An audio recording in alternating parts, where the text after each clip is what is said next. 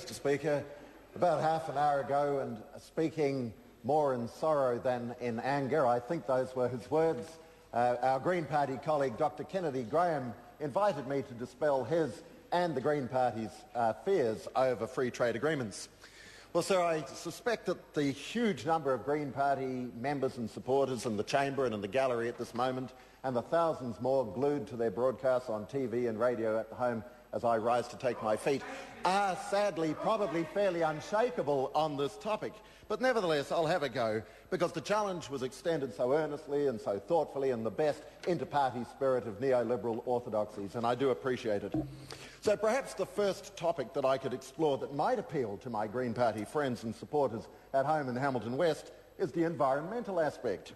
This agreement that we're staring into the statute books is Malaysia's first bilateral treaty on environmental cooperation to be negotiated in the context of a free trade agreement.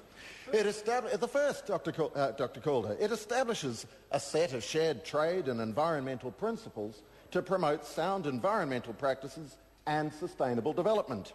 Now that's surely worth a celebratory bowl of lentil soup and a burst of Morris dancing at the next Green Party regional conference.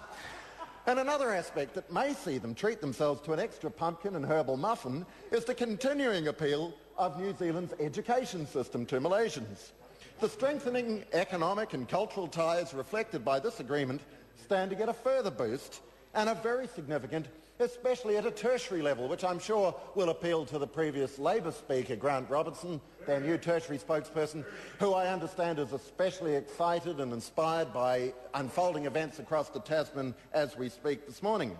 Well, it's worth noting, Mr. Speaker, that between 2003 and 2008, the number of fee-paying Malaysian students in New Zealand increased by more than 70%.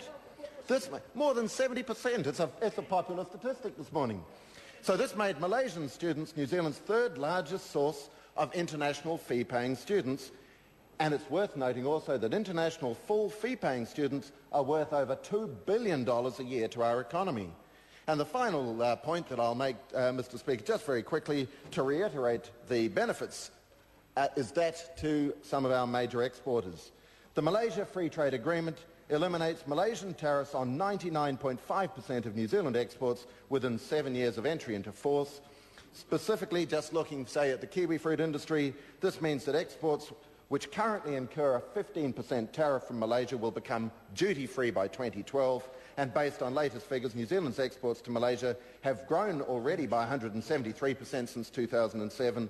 There are great benefits for the milk industry as well. So there we have it. I haven't got a lot of time. 3 great benefits, another great step forward from a great government. It's enough to make Dr. Graham and his supporters green with envy. The debate has concluded.